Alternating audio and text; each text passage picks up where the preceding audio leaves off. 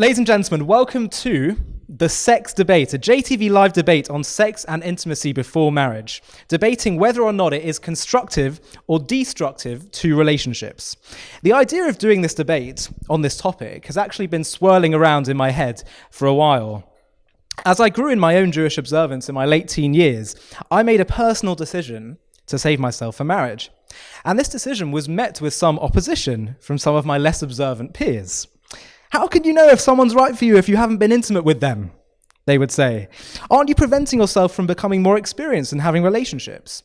And I have to say that I did think about these points, and I did kind of consider them.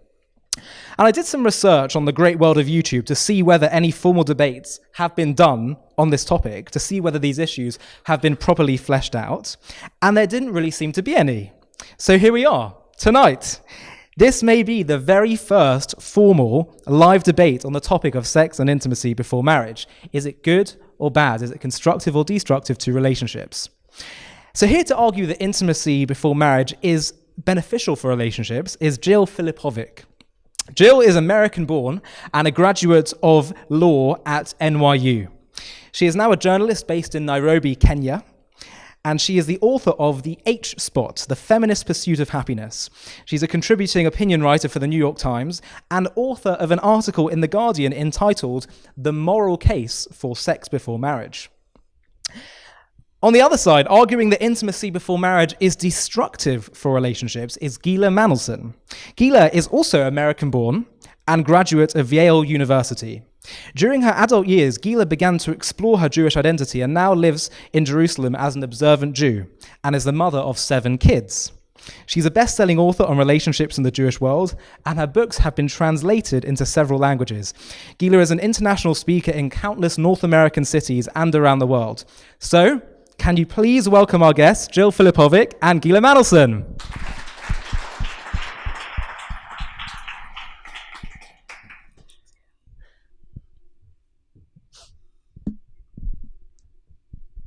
Have a seat. Okay, so let me explain how the format of this debate is going to work. We're going to have 15-minute opening statements for either side. Then we're going to have 10-minute rebuttals, where they can respond to the points raised by either side. Then we're going to have a sit-down chat, where they can each ask one question to each other, and they'll be able to respond to that. And then we're going to go to audience questions. And it's really important that from the moment they start speaking, you start thinking about questions that you want to ask them, because there will be a moment for audience speaker interaction. And then we'll have closing remarks at the end. When each speaker has 1 minute left, I will say 1 minute. And when your time is up, I will just say time. And please just try to conclude your remarks by that point. So, to our first speaker, Jill Filipovic. Please give a round of applause.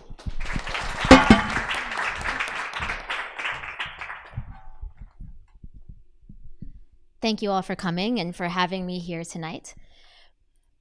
I want to start my opening statement with a story about 2 women. One was my grandma, the other is me. My grandma, she did everything right. She married at 19 to a Marine who was just back from the war. I never asked her if she waited until she was married to have sex. If she was like 9 out of 10 women in her generation, she probably didn't. But the man she had sex with was the man she probably went on to marry. By 1953, she had 5 kids. She was a housewife. My grandfather worked to support her. Me, I got married at 34, after a decade and a half of living on my own in New York City and having a lot of sex before marriage. I got a college degree and then a law degree. I became a journalist, I traveled all over the world, and I eventually met my husband in Malawi. We were both working there. In much of my reporting, I observed how women were treated in places where no sex before marriage is the expectation. It wasn't very good. I was lucky to live this extraordinarily satisfying life and to figure out what I wanted and enjoyed in every aspect of it, precisely because of feminist gains that decoupled sex from marriage. Despite living her life in line with her Catholic faith and what that required of her, my grandma was abused in her marriage. She had no recourse for that abuse because in the 50s, police officers and the law simply didn't take it seriously. She legally had no right to say no to sex. Because marriage and sex were so deeply tied, the assumption was if you consented to marriage, you were consenting to sex with your husband forever. My grandma bravely divorced my grandfather in the 1950s, when divorce remained deeply stigmatized. The same people who argued that the sanctity of marriage made it only appropriate to have sex within marriage were the same people who judged and stigmatized her.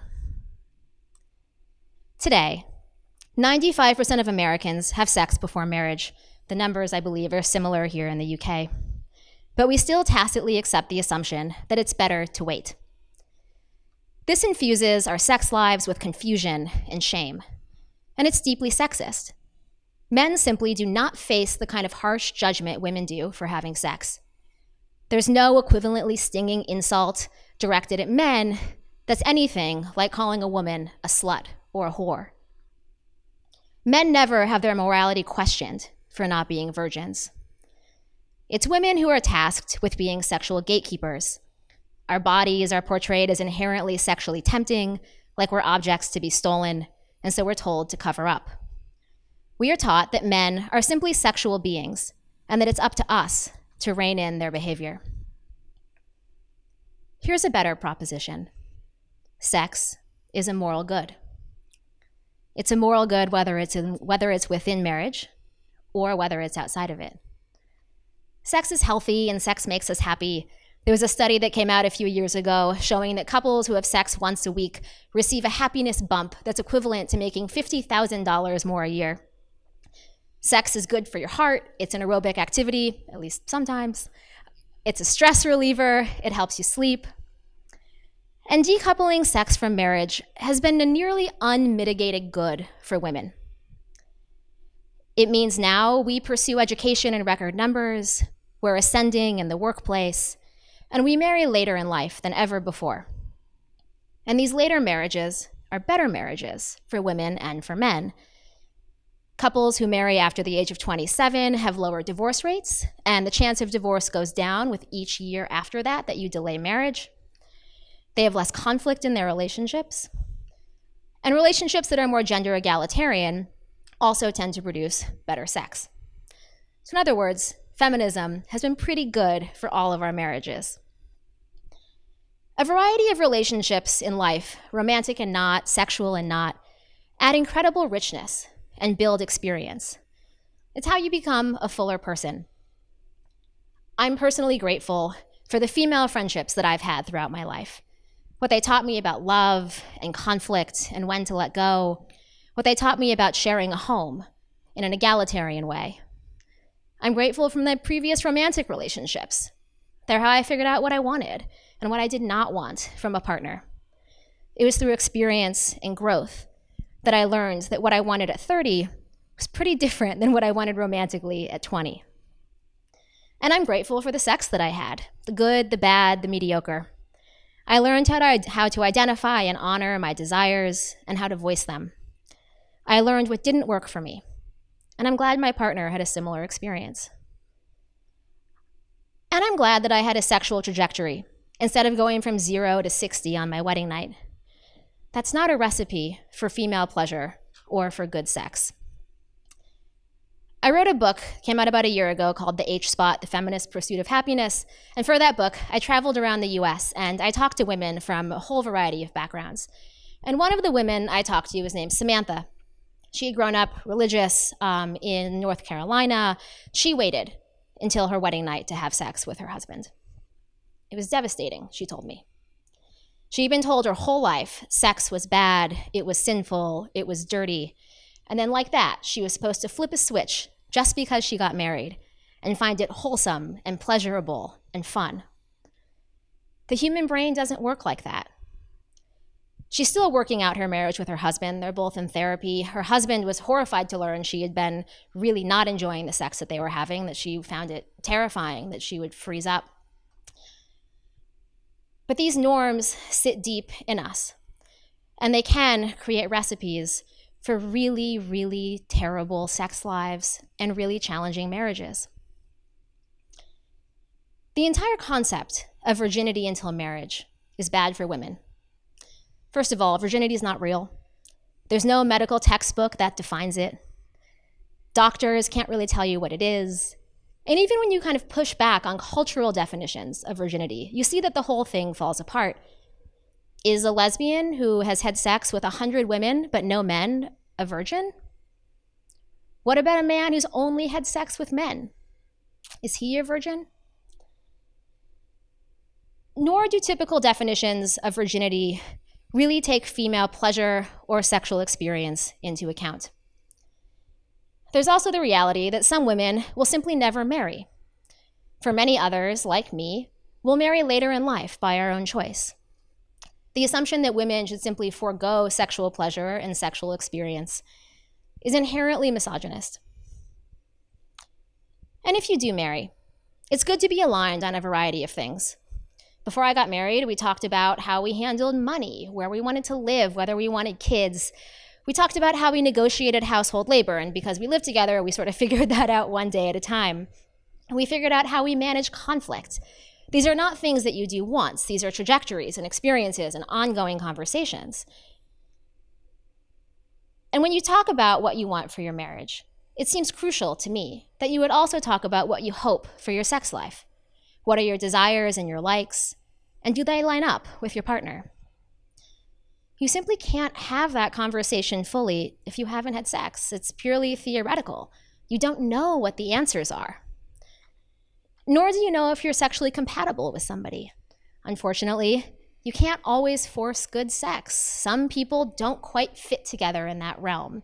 And if you don't try it out before you're getting married, I think you're really doing both of you a disservice, at least if you expect pleasurable sex to be a valuable part of your marriage. This new marriage model that we have today, where you marry someone who you love, with whom you're deeply compatible, including sexually compatible, it's new.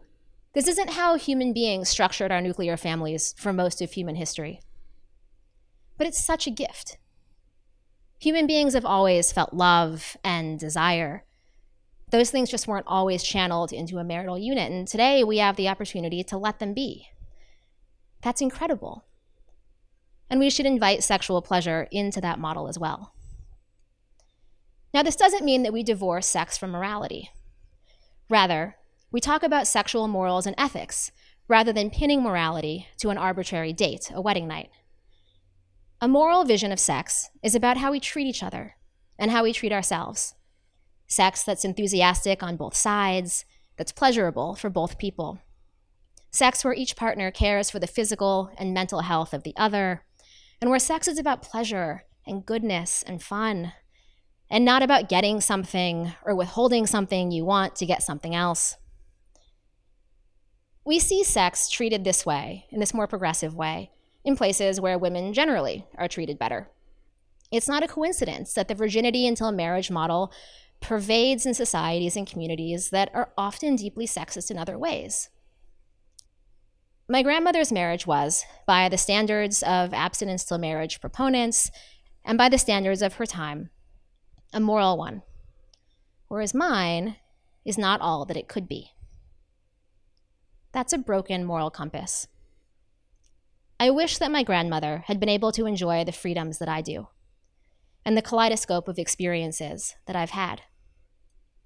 So my hope is a vision of sexual morality that isn't tied to marriage, but rather that celebrates how fun, exciting, satisfying, and pleasurable sex can be if our moral standard isn't the presence of a wedding band, but whether we treat each other with respect and dignity, whether we honor our own desires, and whether we honor the health, the feelings, the bodies, and the desires of others. Thank you.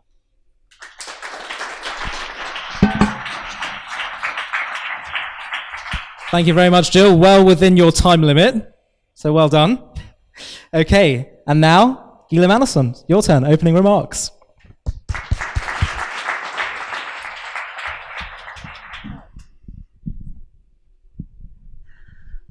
Hi, everybody. Can you hear me? Okay. Before I start, maybe we should just get rid of the elephant in the room. Okay, this thing. When I was in my 20s, my life took an unexpected turn, and I went from being an atheist Jewish American to being an Orthodox Jewish Israeli. And when I got married, this was part of the package. Orthodox Jewish married women cover their hair, okay? In London, women tend to want to blend in with the scenery a little bit better than I do, and so they tend to cover their hair with wigs. And it's been suggested that I do the same when I'm outside of Israel. I'm not a wig person. I can't deal with wigs.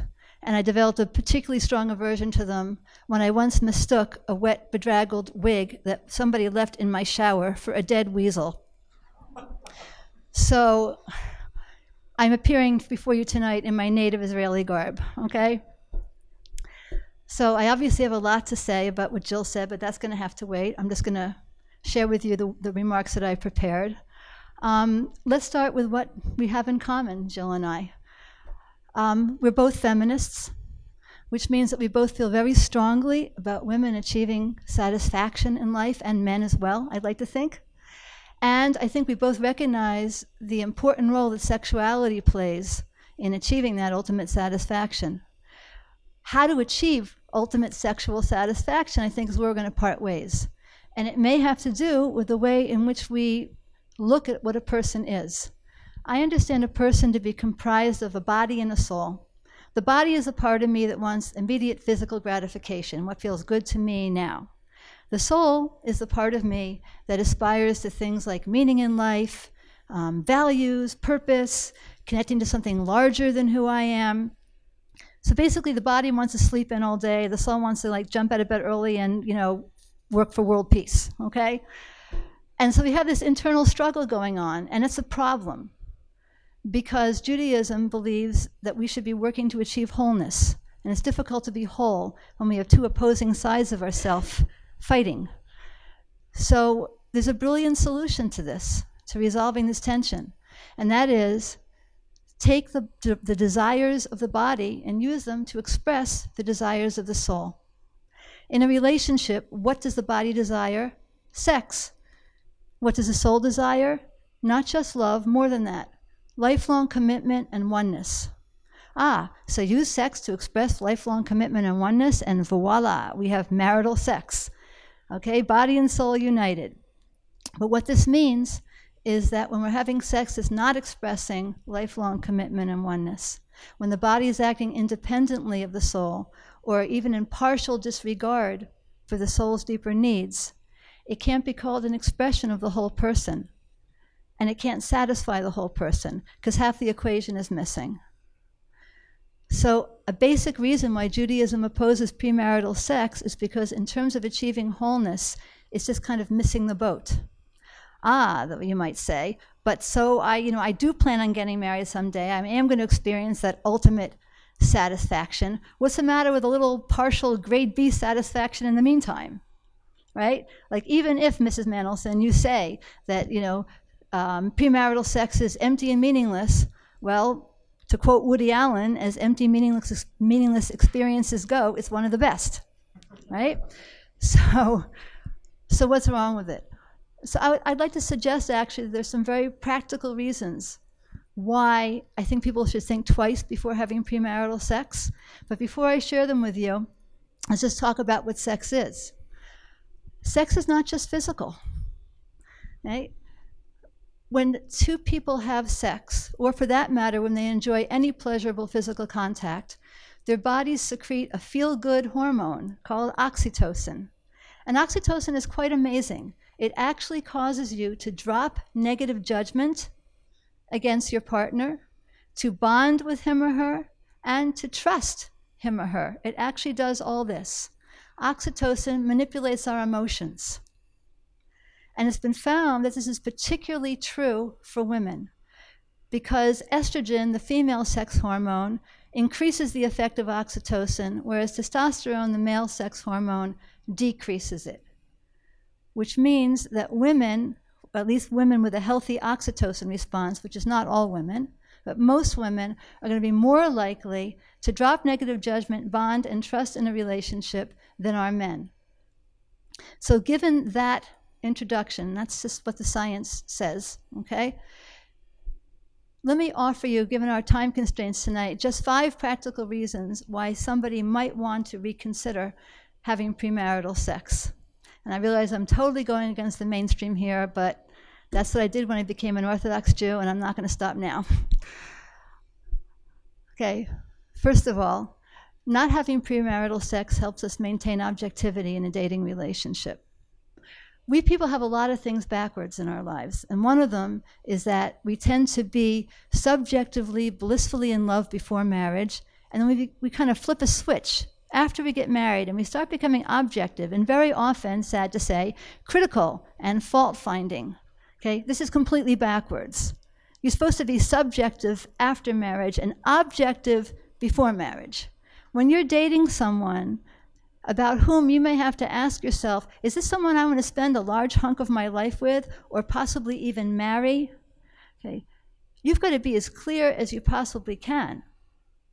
The problem is that when people get sexually involved, it's kind of like a rose-colored screen can come down between them. And the screen filters things. It lets all the positive stuff flow through. It holds back the negative. It's kind of like you see what you want to see and you don't see what you don't want to see.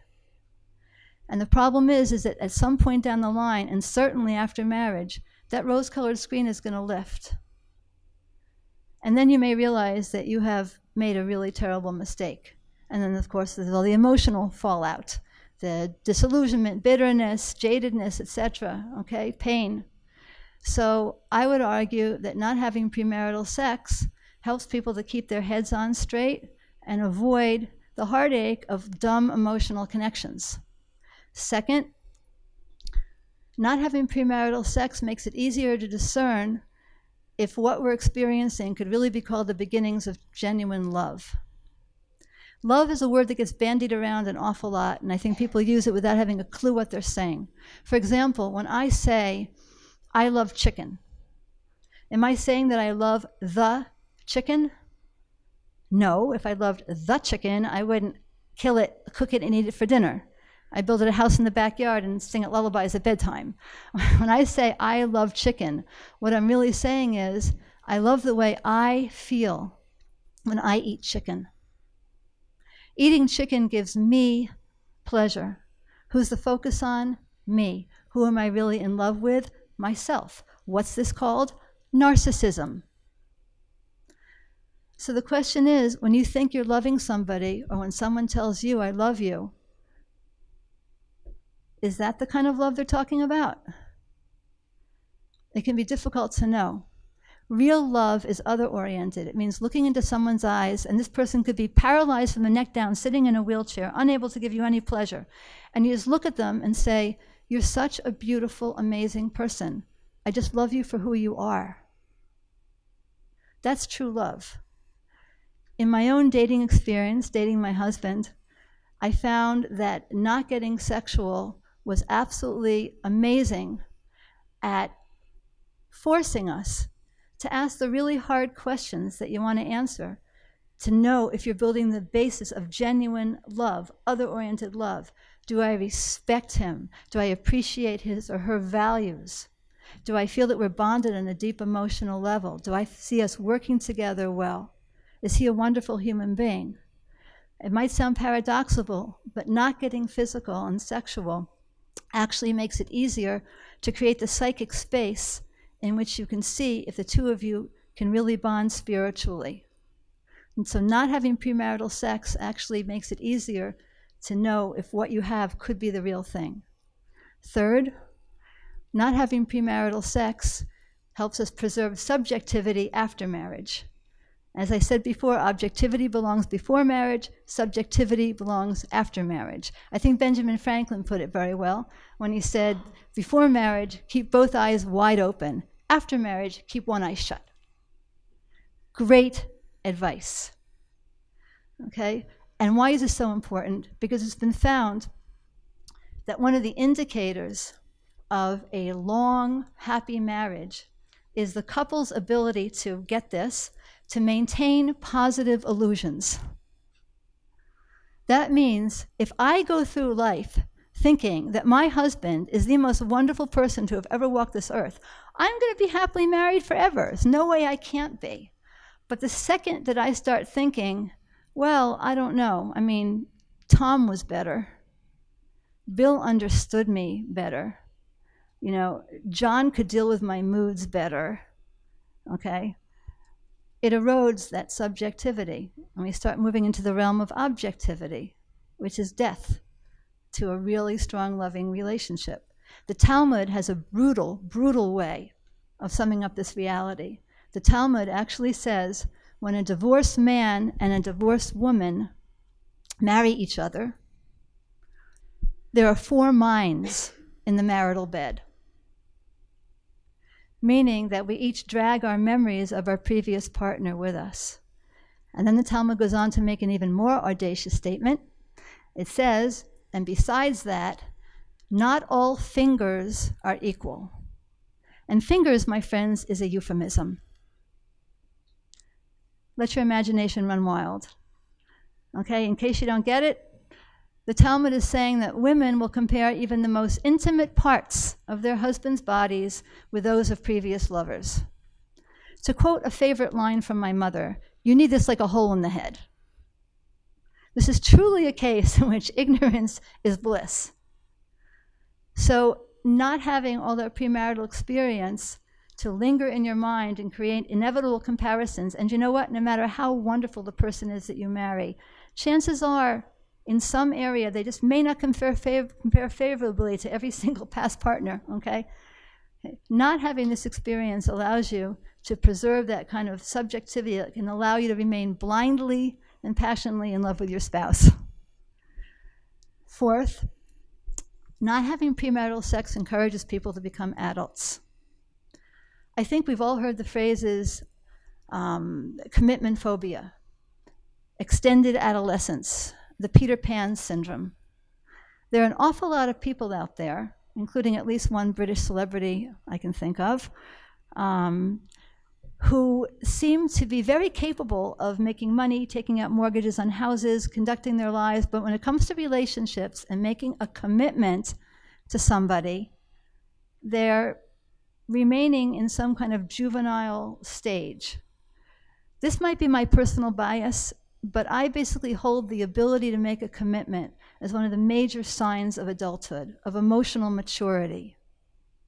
And a lot of people today, I think, are choosing to allow themselves to remain emotional infants.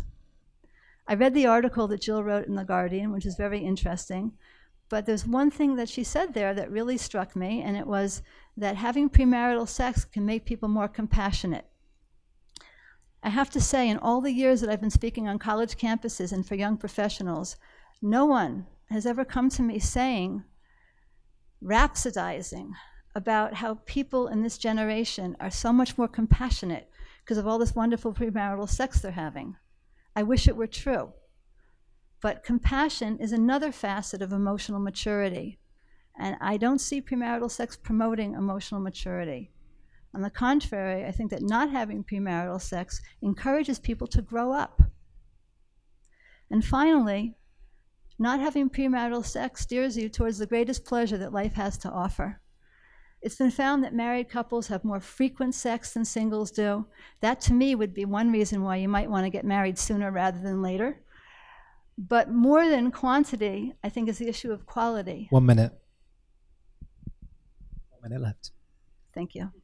I think more than quantity is the issue of quality.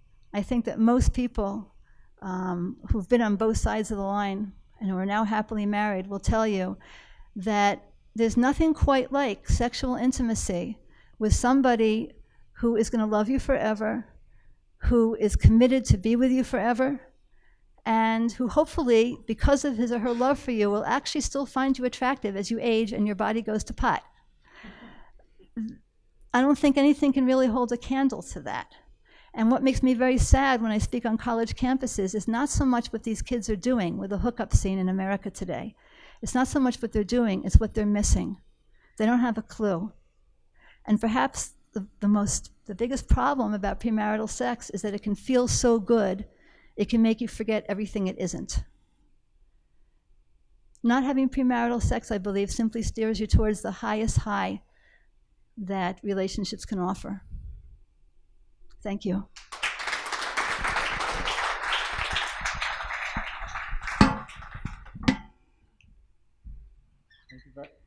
Hello. Thank you very much, Gila. Okay, now we're going to go to 10-minute rebuttals. So, Jill, if you'd like to take the stage again. Thank you. Okay. So, when I said that sex makes us more compassionate, premarital sex makes us more compassionate, I do believe that the wider our breadth of experience, the more we connect with other human beings across a variety of vectors, makes us fuller people, and makes us more able to see others as just as human as we are. Despite a lot of headlines about hookup culture, millennials are actually having less sex than previous generations. There was a study, I think maybe 2 or 3 years ago, that showed that about 15% of people born in 1990, who are at the time of the study between the ages of 20 and 24, 15% of them had not had sex in the previous year. The numbers were closer to 6% for people who were in that age group in the 70s. So while I agree with Gila that yes, there are some aspects of quote-unquote hookup culture on college campuses that are outside of college campuses, that are misogynist, that involve young men really getting to set the terms of sexuality, that are very much about young women having to perform and please men, and it's men who are really the ones who tend to be calling the shots. I agree that that's a big problem. The problem, though, is not sex itself, nor is the problem that millennials are behaving sexually in ways that are far different from generations before them. In fact, as I said, they're more or less having less sex than their parents were. And millennials are, frankly, a lot more compassionate. If you look at surveys about what millennials care about, we are dedicated to making the world a better place. We're dedicated to fighting racism, to fighting sexism, to bettering the environment. We are a generation, despite how much we tend to be condescended to in the media, and I'm an old millennial, but I still get in there.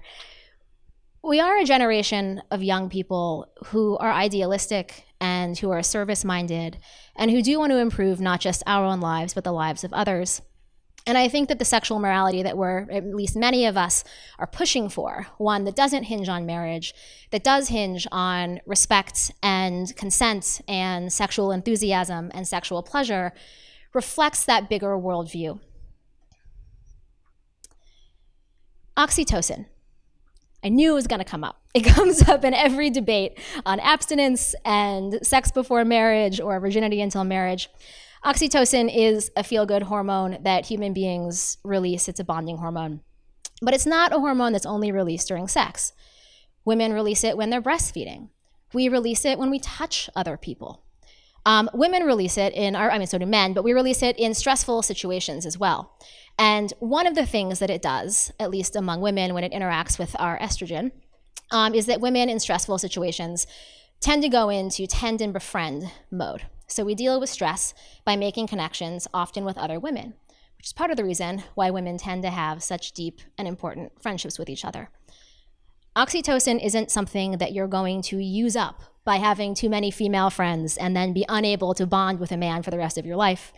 It's not something you're going to use up by having sex with too many people and then you're never going to find a husband. It's not how it works. In terms of subjective versus objective views on marriage, not having premarital sex pushes you to get married earlier. We see this anecdotally. We know that it's true statistically. When you take sex off the table, sex is a fundamental human desire, not for everyone, but for a lot of us. And so couples tend to enter into marriages earlier if sex before marriage is either culturally or legally not allowed.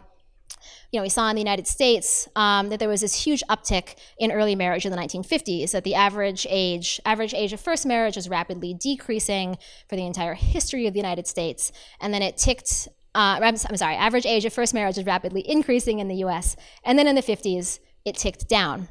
It's the only time that's happened in American history, and now it's been steadily ticking back up. And part of that was because of this resurgence of conservative social mores around having sex before marriage.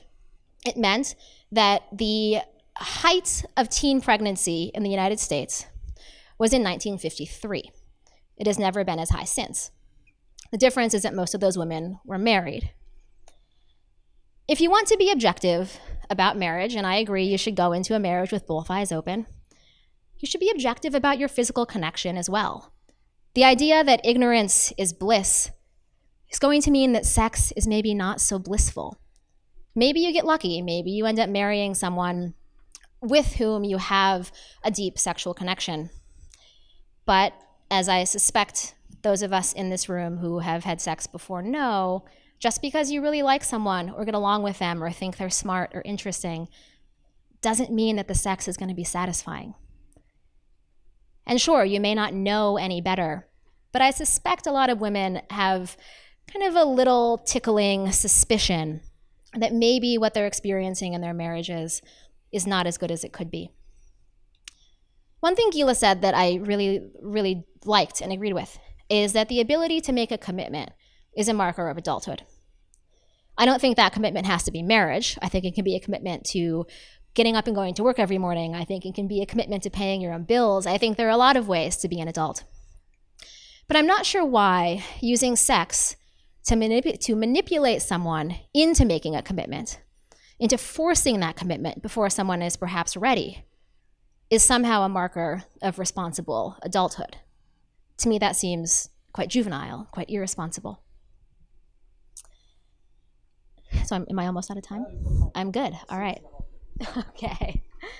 So in my vision of a sexually moral life, it's not pinned on a wedding night or a not wedding night, whether you have a wedding band or you don't have a wedding band. These things are arbitrary.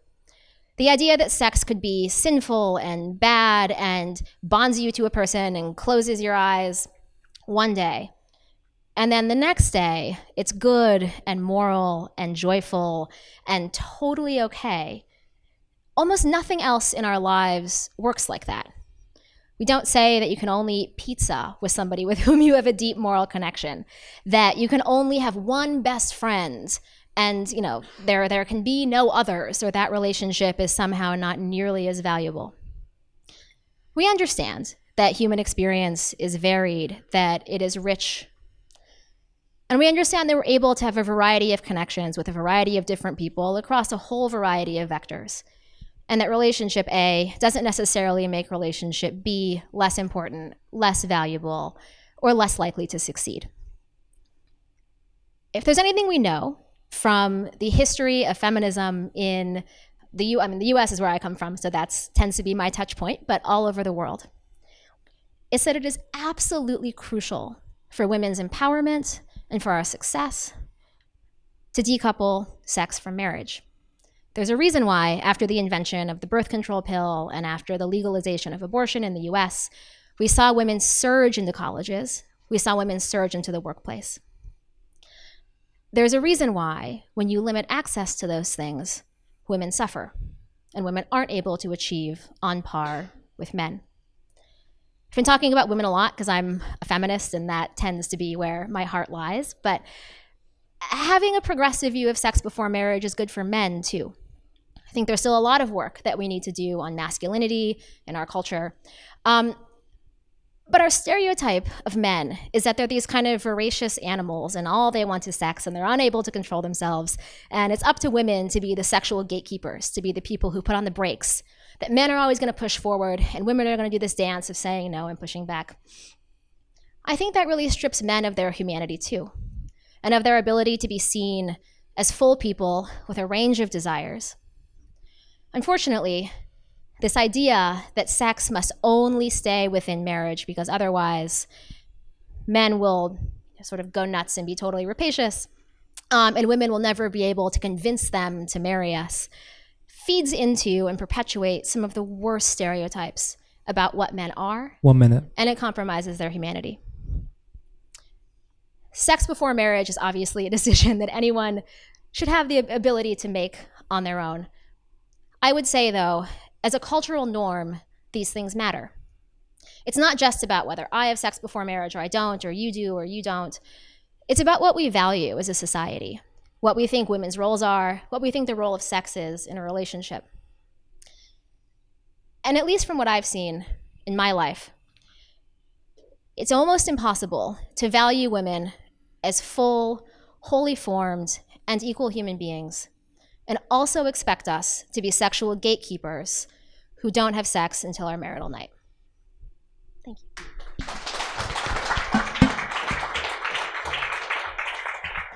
Gila, you have 10 minutes.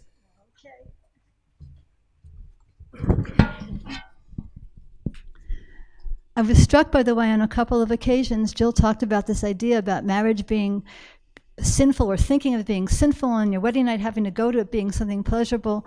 I think this is basically betraying, perhaps, the fact that Jill comes from Christian culture, in which, of course, that idea, unfortunately, for centuries and centuries, has been a very popular one. This is just simply not true of Judaism. So I have trouble relating to that.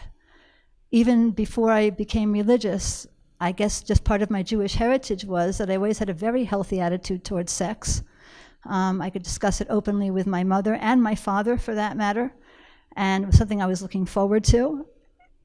And so this idea of flowing the switch, okay, I think a more accurate way of describing what many of us Jews at least experience is that we are voluntarily refraining from something that we are very much expecting is going to be great, and we're voluntarily refraining from it because we feel that in doing so, we're going to be getting more happiness in the long run.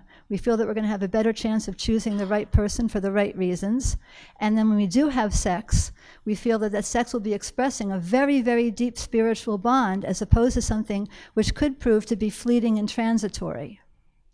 And this, I think, is a big problem with premarital sex. I don't think we can equate it with pizza or with anything else like that, okay?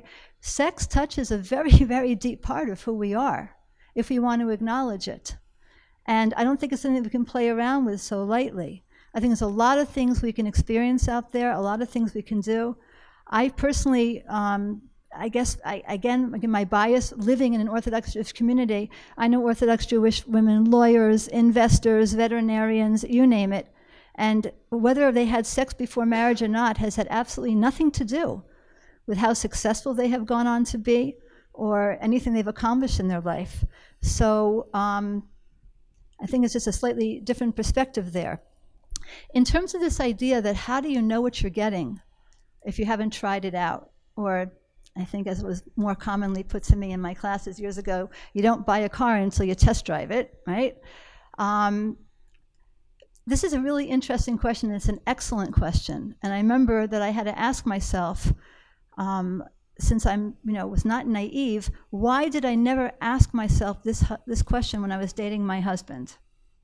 Not once do I remember thinking, wow, we connect intellectually, spiritually, emotionally, all this great stuff about him, but oh my gosh, like, what if it just doesn't go in bed? And I think it's because in the process of becoming religious, I unconsciously adopted, I think, a healthier attitude towards sexuality. Sexuality at one extreme is a performance. And at that extreme, certainly it makes no sense to commit yourself to somebody until you've seen the show. Okay? But if you view sexuality as I've come to view it, which is that sexuality is a very profound expression of who you are and your feelings for the person that you're with, then the best way, if you have to gamble, because it's always a gamble, now, okay, I'll explain in a minute, but the best way to know if you're going to be with somebody with whom you're going to be sexually compatible is to make sure that you're compatible on all these other deep levels of emotional connection. And also that you can see that this is somebody who's comfortable in his body, comfortable with the sexuality, affectionate with friends and children, and so on and so forth, okay?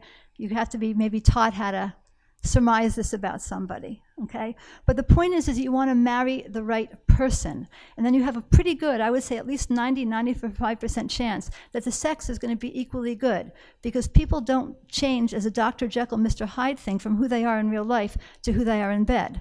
On the other hand, I once met a young woman who was living with her boyfriend, planning on marrying him. They had phenomenal sex, but she told me When it's over, I feel empty inside. How long is that going to be satisfying? It's the wrong person. I've suggested that by refraining from premarital sex, you're more likely to marry the right person. And even though no system of relationships is foolproof, I believe you have a much higher chance of making sure that you're going to end up in a lifelong, satisfying relationship, okay, if you do as I've described. In terms of equality, there are many, many reasons why women are unequal in our society and many things that we do to remedy it. Again, coming from my perspective, I don't see a connection simply between saying that if women are just free to be as out there sexually as they can, that it has to go hand in hand with every other kind of equality. And again, I'm coming from a different culture perhaps, where I see women enjoying equality, enjoying respect. And these are not women who are compelled by anything other than their own moral choice to not have sex before marriage. You think there aren't Orthodox Jews who have sex before marriage? There are, okay? But the ones who don't are the ones who believe in what they're doing and made a commitment to it. It's not a coercion. It's not a sense of, I'm going to be shamed. This whatever. It's a sense of this is what I believe in and this is what I want to do. I did this freely when I dated my husband, and it's anyone's free choice to do this, and it doesn't have to have a connection to equality in any wider realm. Enthusiasm and pleasure are very nice things to put along with sex. Okay, but again, I kept feeling as I heard what Jill was saying that it just felt very reductive of what sexuality is to me. There's a lot of things out there that are pleasurable, and I personally believe in doing as many of them as you can, okay, that are acceptable to you to do. But when you're doing something that's pleasurable, that could be touching on deep needs and emotions in another human being, that could cause that person to begin to wonder if maybe there's something deeper between the two of you than you really intend there to be. Because people don't keep their feelings in neat little boxes. People often start to feel more than either one of us anticipate or expect. And I think we have to realize that sex is simply more loaded than this kind of a presentation would have us believe. That's my basic feeling about what Jill has said. I very much respect where she's coming from. As I said, we're both feminists. We both care deeply about women. And I want to empower women, if anything, to have the right to be able to say, no, I don't want to have sex, because I'd like to get to know you more deeply. And then when and if we do have sex, and if you're an Orthodox Jew, it won't be till you're married, okay? That sex, rather than possibly deluding us into thinking we have something we don't, will be expressing something very real that we have built up in the absence of that sex. Okay? Thank you.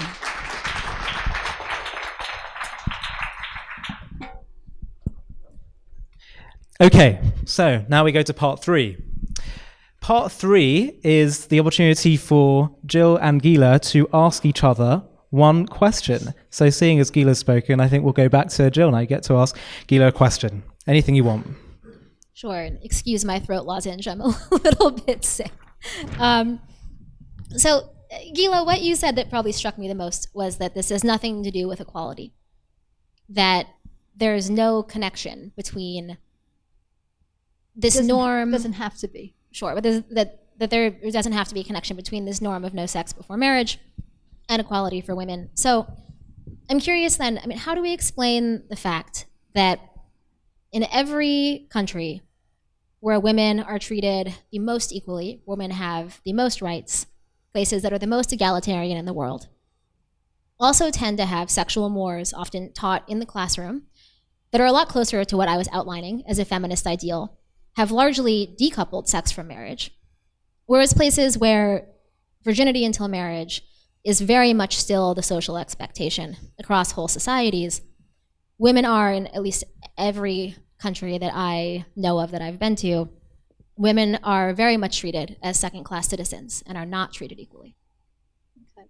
So again, I think it has to do with what the culture is. In other words, what I'm saying is I don't think that by definition telling women that they should remain virgins till married has to go hand in hand with inequality. I think it has because of cultural norms and cultural ideas about what virginity means and everything that goes along with it. Like the way I was frankly shocked when you said about this idea of going from sex is dirty and sinful to, it's a foreign idea to me. But if you live in a society that has various ideas about what sex is, and that women are the guardians of sexual morality, which is not a Jewish concept that I'm aware of, or things like that, yeah, I can see how it can bring a lot of other inequality stuff accompanying it, okay? And I think that so many of our reference points in this world, without realizing it, simply come from these cultures that have these kinds of values.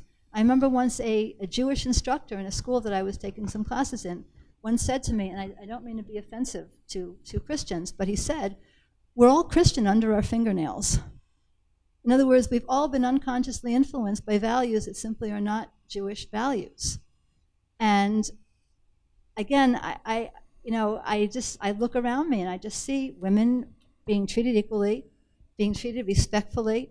We have much less sexual harassment, okay, in the Orthodox Jewish world than there is in the world at large, because women are looked at as people. They're looked at for their minds and for their brains and for what they have to contribute. And to me, that's what I want in terms of equality. I have never felt more respected as a woman than since I've been living in this society, far more than I was in the secular world, where I was free to do anything I wanted, including sex. Okay. All right. There'll be chances to pick up on other points throughout the discussion, once we open it out to the floor. And as I'd say, just to remind you all, do start thinking of questions that you want to ask, because there's going to be an opportunity now to pose your questions to the speaker. So Gila, now it's your turn to ask a question. Back to Jill. Yeah. So I guess my basic question is just, what do you do with all the other parts of a person that in a sense are being shelved when you're having more casual sex? We have unconscious desires. Judaism believes that one of our deepest desires is to unite with our missing half, to locate our soulmate. And when we have sex, it can trigger this feeling that, ooh, this could be it, unconsciously. Okay? Sex triggers a lot of unconscious emotional and spiritual stuff. So if we're not supposed to be allowing that to happen, because we're just in it for pleasure and for enthusiasm, even if we respect each other, whatever, what do you do with those deeper emotions? How do you shelve them? I don't believe that premarital sex means that you do shelve the rest of who you are or your deeper emotions. I believe that sex is one of many pleasures that human beings engage in. I think for some of us, and with some people, it is, of course, a deeply emotional, deeply connective experience. The same way that having Thanksgiving dinner or Christmas dinner with my family is a deeply connective and emotional experience. It doesn't mean that meals I have elsewhere are somehow impeding on my ability to experience that connection. Sorry about the lozenge. So I don't think it's quite right to say that sex outside of marriage is somehow shelving the whole of you. But then the day you get married, you get to bring your whole self into the sexual realm. Again, this might just be a sort of philosophical or religious or theoretical divide that we're not going to be able to bridge, but my wedding was incredibly special. I love my husband. It was one of the most fun days of my life. It was incredibly meaningful to me to get married. I do not feel that I am somehow more of a whole person in our relationship because of that wedding. Did that day feel different than other days? Sure. Am I challenged and excited about the prospect of building a life with him and the commitment that marriage brings to do that, even when things are hard, when things aren't always fun and pleasurable and easy? Is that part of the reason I got married, to meet that challenge? Yes, it is. But I walked into that marriage a whole person. And I walked into that marriage a whole person who was, I think, and I hope, a good person for him to marry because of the universe of experiences that I had had before the day that I showed up to the altar, and him too. Both of us had all kinds of different relationships, friendships, romances, relationships with our families. Both of us had a whole variety of experiences. We had figured out what we wanted our lives to look like, more or less, in a whole variety of realms, not just the marital realm, not just where we live, not just whether we wanted kids, not just sexually, but across all of these different vectors. And to be able to meet him as a person who was not looking for somebody to fill half of his life. I wasn't looking for somebody to fill half of my life. In my relationship, let us come together as whole partners and build a third thing that feels bigger and more magical and more powerful and more exciting and challenging because of what we brought to it. And sex was a part of that, and I'm glad for it. Okay, great. Now I think it's time to open it up to the floor. So I'm going to hand out a microphone. And please raise your hands if you have a question that you'd like to ask either of our speakers. Don't be shy. Looks like we have one in the front row over here. Since I think by now we have established the importance of sex, and since sex is so important, and especially in a marriage, or in a relationship, if it's a pre-marriage relationship, what happens if sex goes really bad and if sex stops completely? How can you manage to mend the relationship and the marriage if sex is out of the question? Is this directed to a particular speaker? No, I think I would be interested in... Sure, so let's have just some short remarks from both. So Gila, if you want to go first, and then Jill. You're asking what happens if sex goes out of the marriage, how to get it back? So if you stop being sexually attracted to your husband. Okay. And you were presumably when you married him? Well, yes. In the Jewish case, yes. Okay, so if the reason why you were no longer sexually attracted to him is because he let himself go and he became really fat and, extremely unattractive, then I would say the guy should try and get his act together and, get in shape, okay, frankly. Right? But the fact is that usually, because I believe that sex is very much a reflection of deeper emotional things, I would want to know what's going on emotionally between this couple that's suddenly turning him off to her sexually. And in that case, what most couples would do some marriage counseling and try and figure out what wire got severed here that's causing things not to be happening in the bedroom when apparently if they still want to be together, okay, there's still a basis for a sexual relationship here. So you have to get the ball rolling again by figuring out what went wrong and get it back on track. Okay. Jill? Yeah, I would say this is one of the reasons it's important to have really frank and honest discussions about your hopes for sex in your marriage before you get married. I think it's why it's important to know what your desires are, to marry somebody who knows what their desires are, and to be able to come to each other in a way where it's a shame-free discussion, where sex doesn't hinge on this kind of bigger picture of it's immoral, or wrong to do it before marriage, and then it's moral after, and sex is great, but only in this certain set of circumstances. I think it's much more important to be able to have honest conversations about sex throughout the whole of your relationship. And I think not waiting until marriage helps to facilitate both a self-knowledge, and I think this can be a really challenging thing, especially for women. Whether we grew up in a Christian family or not, our sort of broader cultural norms do situate women as sexual gatekeepers. And then it can be, I think, very difficult for women to even know what their own sexual desire is, to be able to identify it, to be able to know what yes feels like, as opposed to just no. And I think allowing that work to happen will open you up to a relationship where you're able to have these more honest conversations about what has gone wrong. Why is there no sexual desire? Is it an emotional issue? And it very well might be. Is it a physical issue? But I think if you leave sex off the table until you're married, and then marriage is supposed to be for life, that's a recipe for not particularly good communication around sex. Okay. So in the meantime, whilst perhaps your minds are still swirling, I have a question I'd like to ask our different speakers. So I'll start off with Gila. Jill spoke about how you have in religious families people who they save themselves until marriage, and they've sort of perhaps they've been taught to associate sexuality and sex with sinfulness, and then they're expected suddenly just to have this switch. Now, I know you responded by saying, at least in the Jewish tradition, we don't associate sexuality with sinfulness. It just has to be done appropriately. But isn't part of the point that you could tie into the Jewish tradition and Judaism, that because Judaism asks people to refrain until they're married, that means that they are still going to associate those premarital feelings or explorations or anything that they do before then as being sinful because they're not in the marriage state yet. And perhaps that will subconsciously create, or maybe even consciously, a sense of sinfulness that they will attach to sexuality. And will that not be difficult to remove because they'll always have that sense of, they will have had that sense of guilt up until that point. Are you following? Yeah, I do. And I'm just thinking about my own daughters, and I just don't think they suffer from this problem. They're raring to go, the one who's still single. But again, it's just so clear to me that if you raise a child to believe that, you're not allowed to do this now, but boy, do you have something to look forward to when you're married. Oh boy, just wait, okay?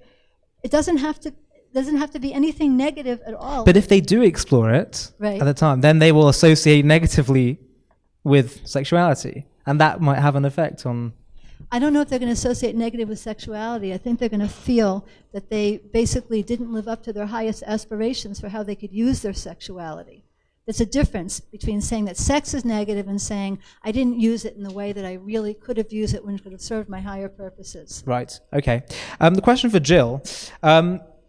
So one point that Gila spoke about was that you're going to have, if you do engage in premarital sex, you're going to have those past sexual relationships with you in the bedroom, with your marriage partner who you're with for an eternity. A rabbi once said to me that if you save yourself to marriage, for people that don't save themselves to marriage, their wife is their sexual prisoner, and for those who do wait, their wife is their sexual liberator.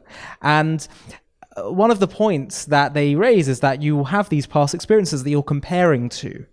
So how do you deal with that point with people to explain, to say why it's not an issue, that they're going to be forever in their marriage having that spectrum of previous relationships? Well, I mean, that would be an argument against having any relationship whatsoever with people of the opposite sex, right? Like, why is that unique to sex? Why not, does it bring something harmful into the marriage to say, well, my brother was much more compassionate than you are. My friend Steve was a lot nicer to me than you are. We all have a variety of relationships in our lives. And I don't think there's anywhere else that we suggest that having a previous non-romantic, non-sexual relationship in some way poisons the marital relationship, because then you've got these other people in the room with you. I talked about the sort of value for me of having a really wide variety of relationships in my life, romantic and non. And, I don't think that it has made my relationship with my partner more challenging, or that there's someone else in the room because, maybe my best friend Julie is particularly helpful at helping me work through certain kinds of conflicts, right?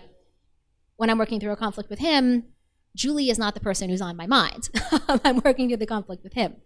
And so this idea that any kind of previous experience is by definition going to somehow poison a marriage, is an argument for, an arranged marriage at 12 and never having any other kind of relationships in the course of your life.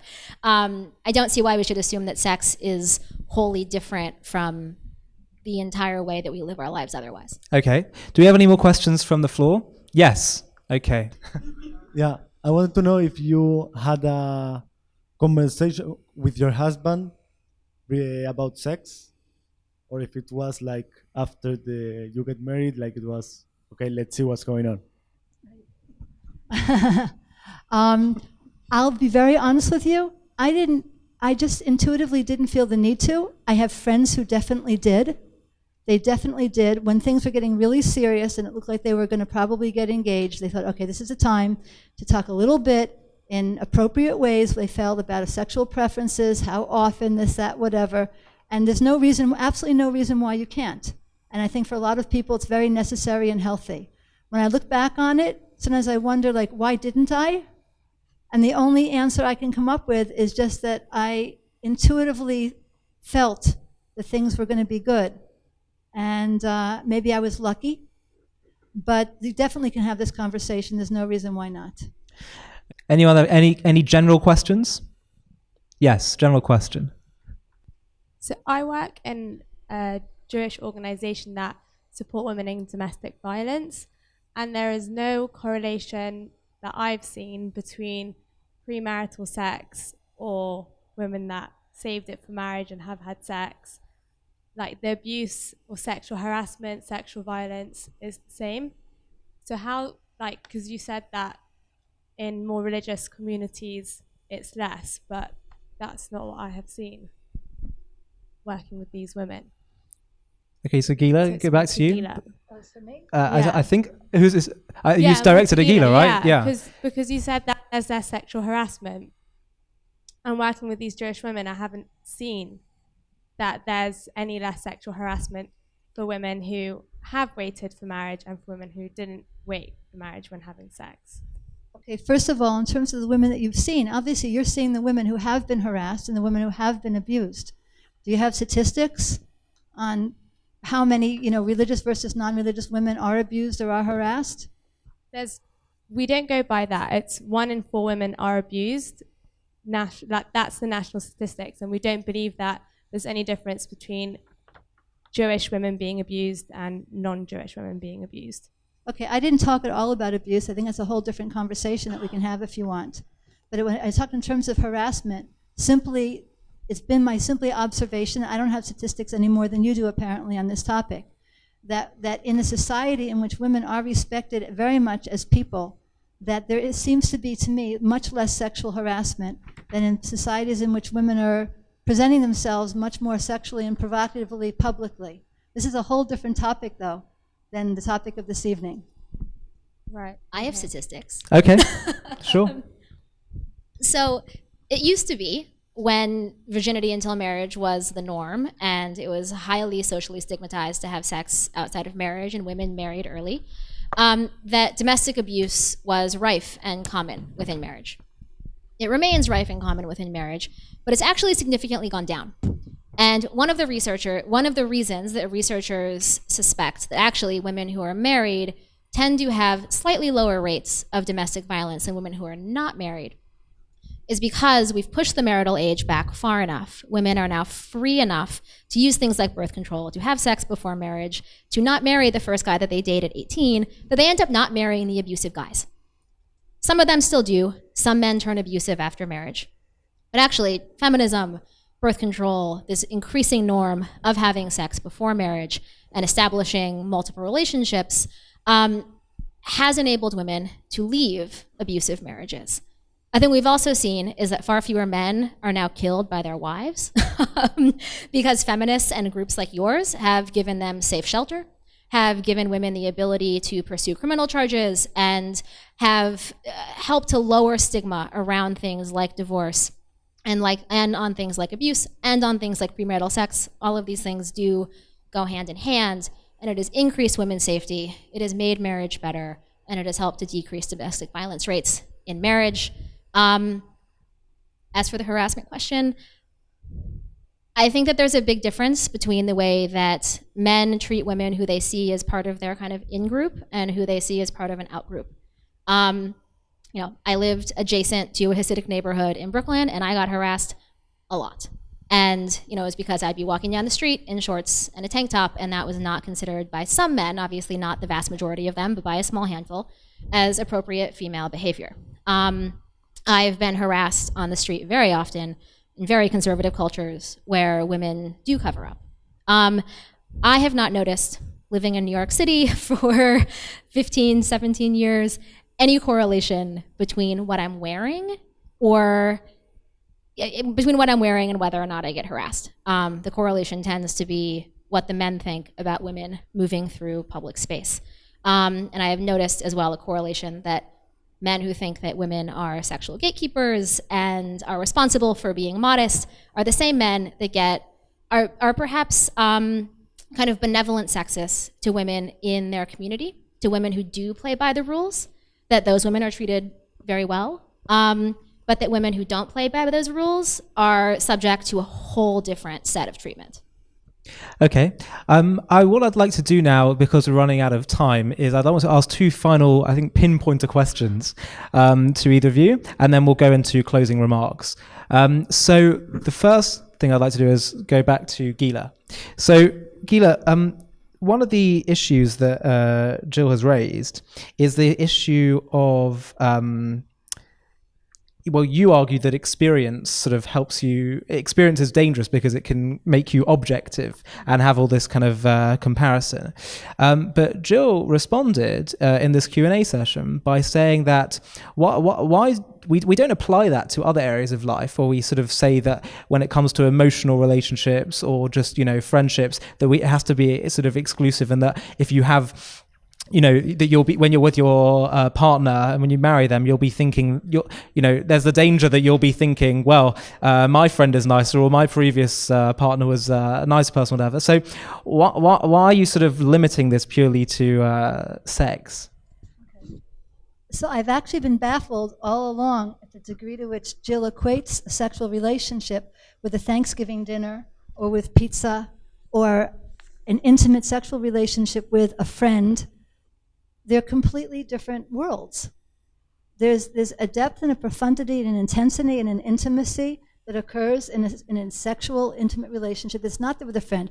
No, I don't compare my husband to my best friend, and my best friend understands me a heck of a lot better than my husband does on many occasions. But I understand she's a friend. A friendship is a different relationship than a husband-wife relationship. I don't expect that from him, frankly, because he's a man and she's a woman, and women understand each other better than a man can understand a woman. No problem. The problem is when I've had intimate relationships with men in my previous life who have understood me better, or have been able to give me something that my husband can't. That's more likely to raise issues for me.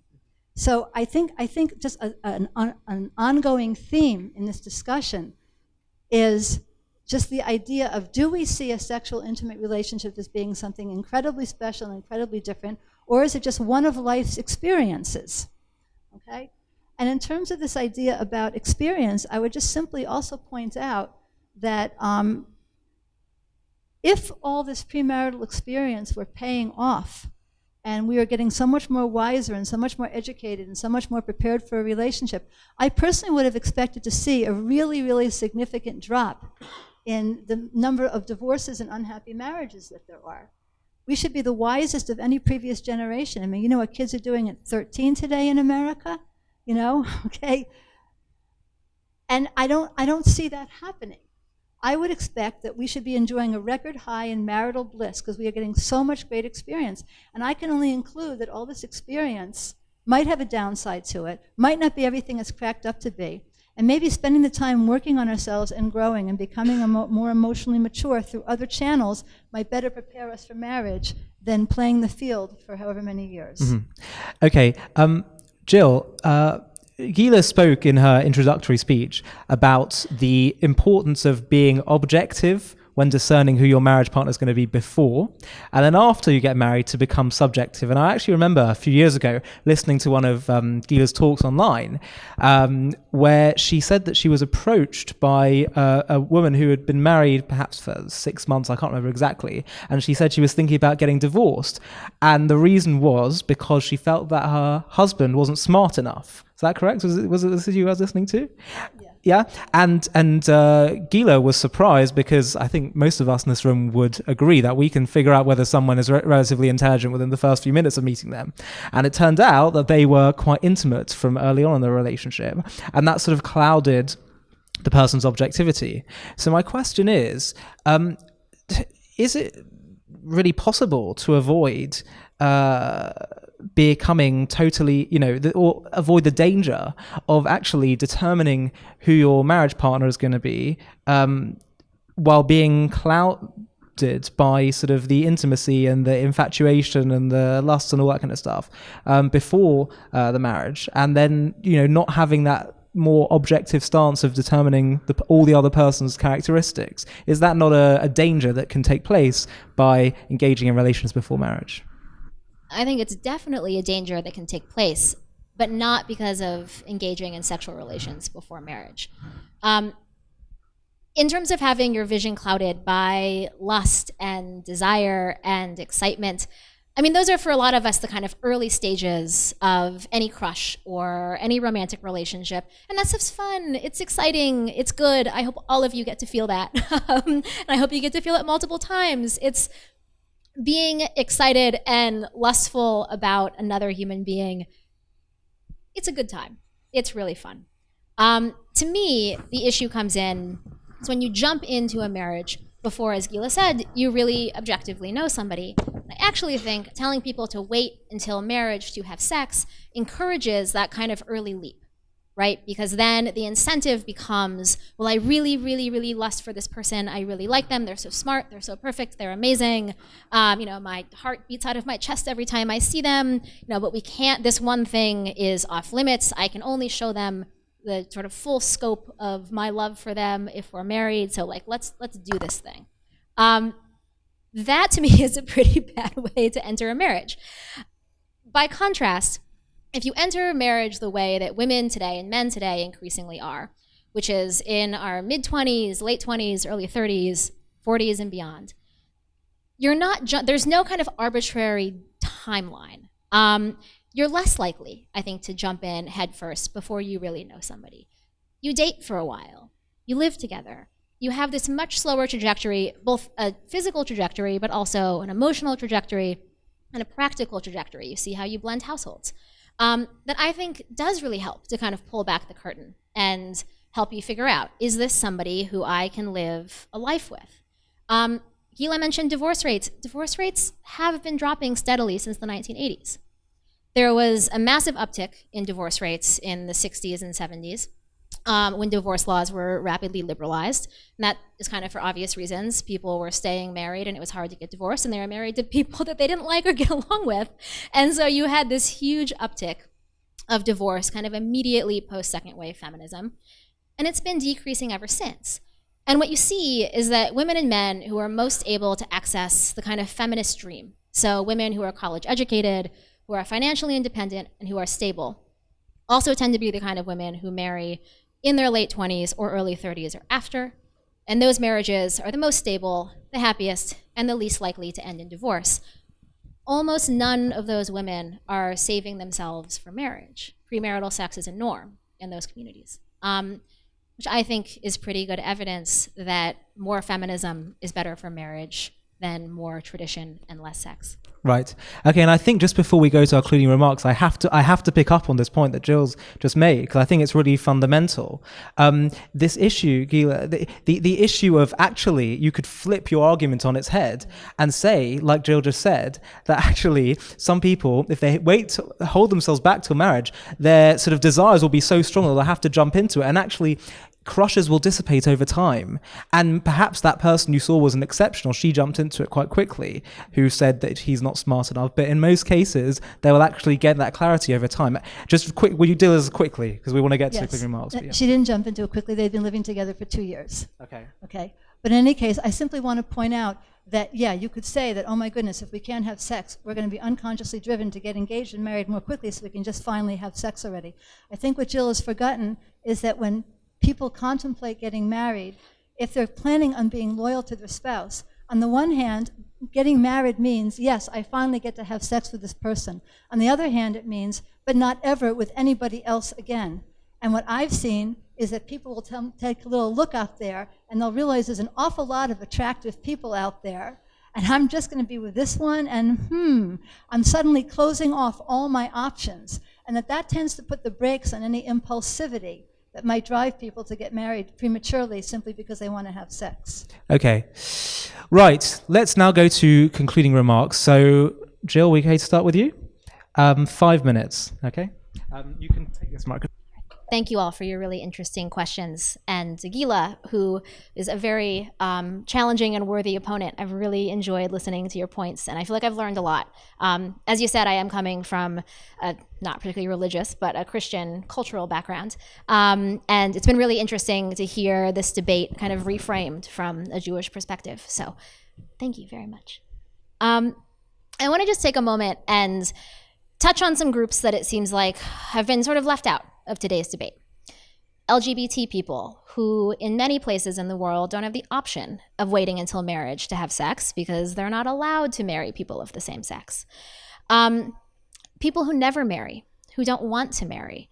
Not all of us are going to marry in our lives. I didn't think I was going to get married, so that was kind of a lucky break. But there are a lot of us out there that don't necessarily see marriage as the end goal of our romantic lives.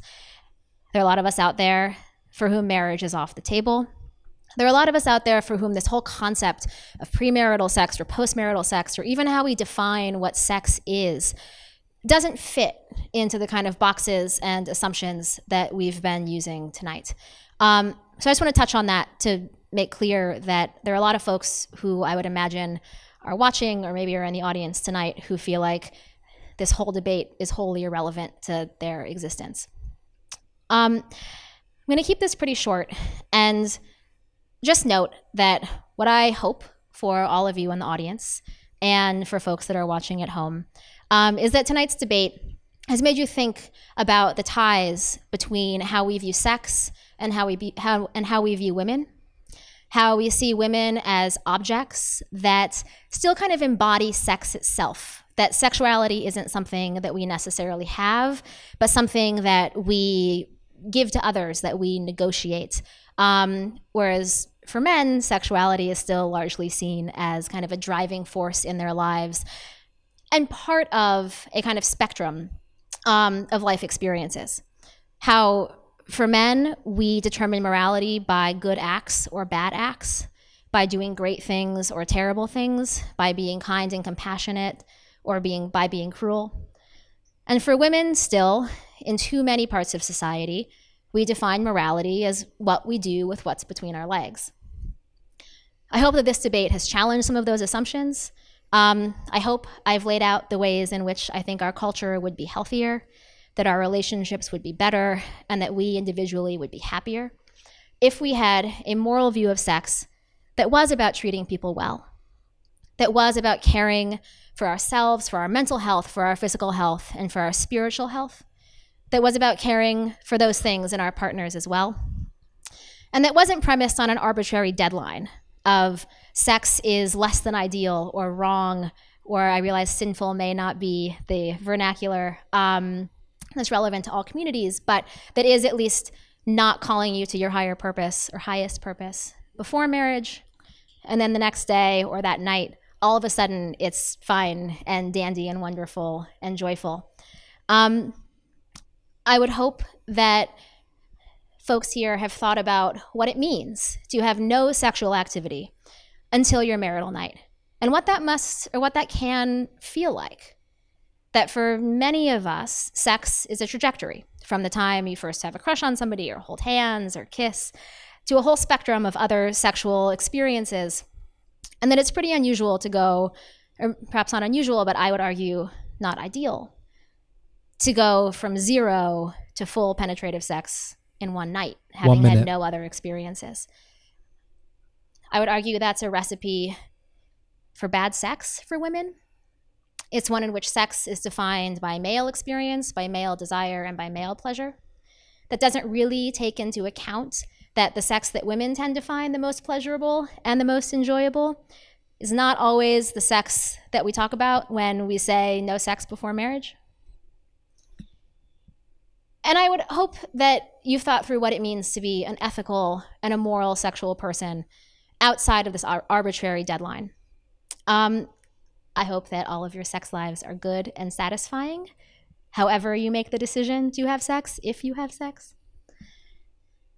And I'm really grateful that I got to be here tonight to talk through these really thorny issues that are still stigmatized, that we're still a little bit embarrassed to talk about, that still feel a little bit naughty, despite the fact that, at least here in the UK and in the US, it's something that like the vast majority of us do at some point in our lives.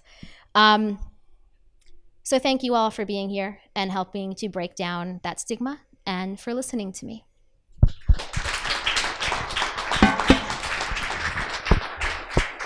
Okay, Gila, you're up.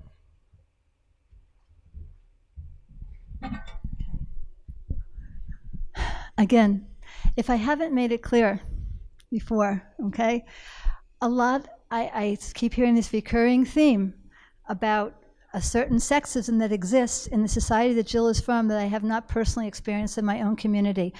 Where I live, both men and women are judged by the quality of their deeds, by their goodness, by how much they want to grow spiritually, by how much they want to give to other people. There is no distinction here. Women are not the sexual gatekeepers. Men are not viewed as rapacious.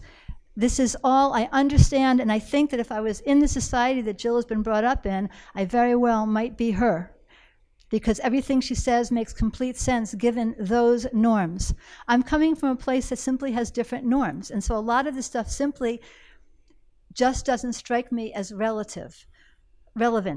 I think one point that Jill made, which I think is very, very important and is really not a sufficiently good answer to this one, is what do you do with people who simply just don't get married for many years?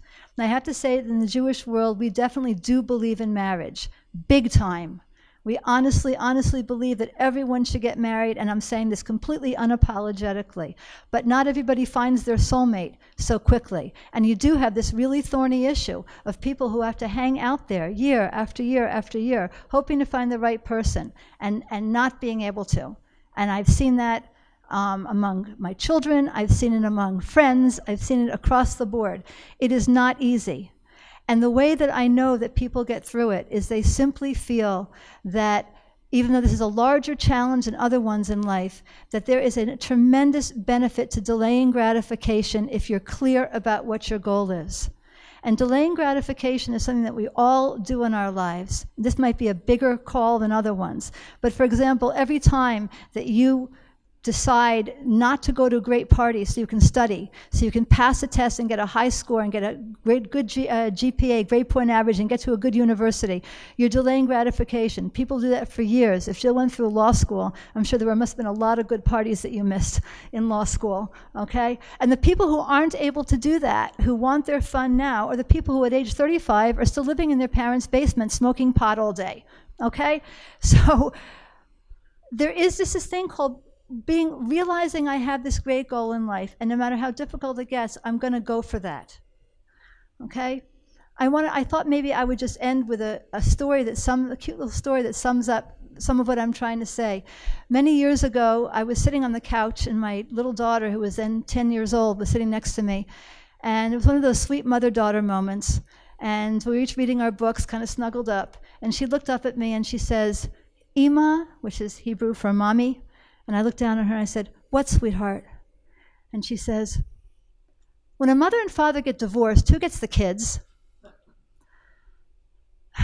So I looked at her and I said, "Well, sweetheart, it kind of depends, but why are you asking?" And she goes, "Oh, just because." I said, "Are you worried that Abba," that's Daddy, "are you worried that Abba and I are going to get divorced one day?" And she said, "No." I said, "Well, I think we probably won't either. Do you want to know why?" And she goes, "Yeah." So I said, "Listen, sweetheart, okay, I'm not a prophet and I can't predict the future, but I can tell you this."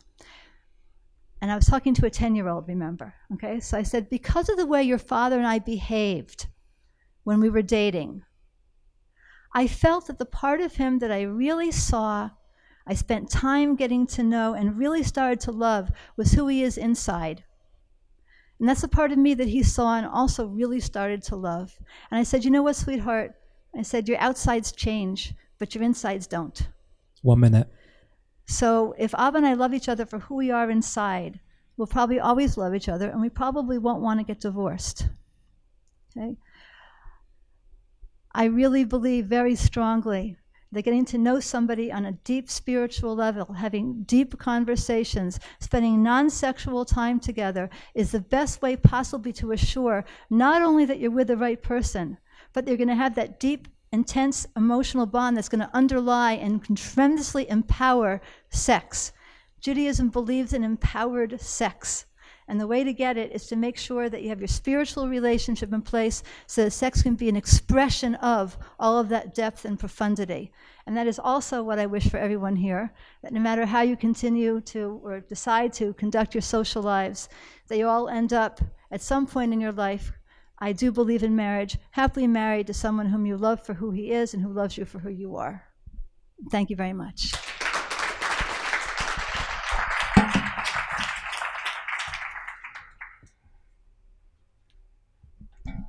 Okay, well, ladies and gentlemen, thank you so much for joining us this evening. I hope you realize this really is an unprecedented formal debate. I really have not found anything like this online before, and you will be able to show this to your children and your grandchildren, presumably produced within wedlock, who knows.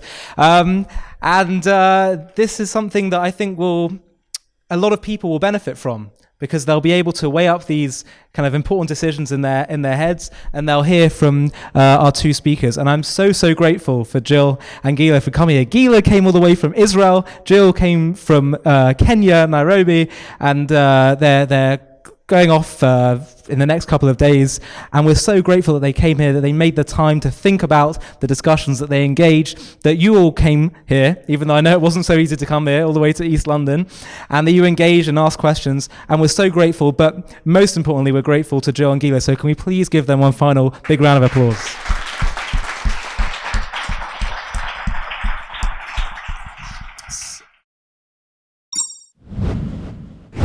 To stay up to date with the latest JTV content, if you're on YouTube, click subscribe below the video and the alarm bell. And if you're on Facebook, click the like button, and under following, click see first.